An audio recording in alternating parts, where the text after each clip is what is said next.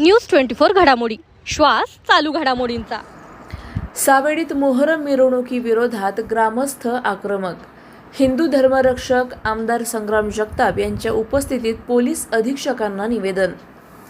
सावेडी गावठाणात मोहरमची मिरवणूक फिरवण्याच्या प्रस्तावाविरोधात ग्रामस्थांनी आक्रमक भूमिका घेत हिंदू धर्मरक्षक आमदार संग्राम जगताप यांच्या उपस्थितीत जिल्हा पोलीस अधीक्षकांना निवेदन सादर केले।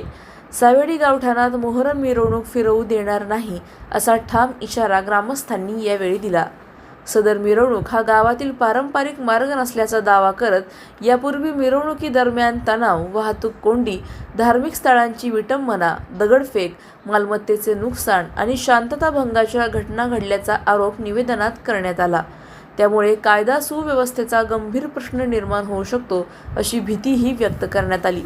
यावेळी हिंदू राष्ट्र सेना जिल्हाध्यक्ष संजय आडोळे यांच्यासह ग्रामस्थ मोठ्या संख्येने उपस्थित होते। ग्रामस्थांच्या भावना डावलून निर्णय घेतल्यास तीव्र लोक आंदोलन उभारले जाईल असा इशाराही देण्यात आला। त्यामुळे सावेडीतील मोहरम मिरवणुकीचा मुद्दा आता चांगलाच तापला असून प्रशासन कोणती भूमिका घेणार याकडे संपूर्ण जिल्ह्याचे लक्ष लागले आहे। प्रतिनिधी स्वामी गोसावी, न्यूज 24 घडामोडी, अहिल्यानगर।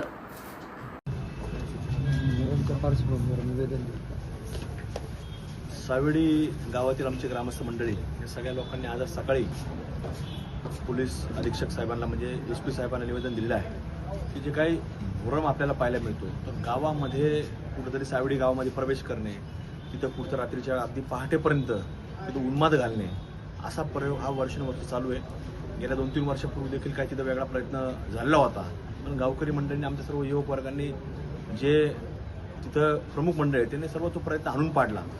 पण सातत्याने कुठेतरी अशा घटना घडू नयेत आणि शहरामध्ये कुठेही एखाद्या सावेडी गाव हे जुनं गाव आहे आणि तिथं कुठेतरी असा जर काही प्रकार होत असेल तर ते गावकरी सहन करणार नाहीत। त्यामुळे गावकऱ्यांना त्रास होईल असं जर कोणी करत असेल, कायदा हातात घेण्याचा प्रयत्न करत असेल तर निश्चित रूपाने त्याचा बंदोबस्त हा कायदेशीररित्या देखील केला जाईल। त्यामुळं आम्ही आज सगळ्या लोकांनी आज अधीक्षक साहेबांना निवेदन दिलं आहे। पण आज या ठिकाणी असणाऱ्या ज्या काही हद्दीमध्ये तोफखाना पोलीस स्टेशन असेल त्यांचं देखील आम्ही निवेदन देऊन सगळी सविस्तर माहिती कानावर घातलेली आहे।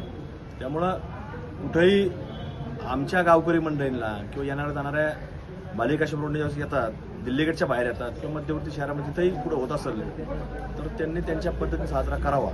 पण इथं कुठेही इतर समाजाला त्याचा त्रास होईल याची दक्षता जी काही प्रमुख लोक असतील त्यांनी ती घ्यावी।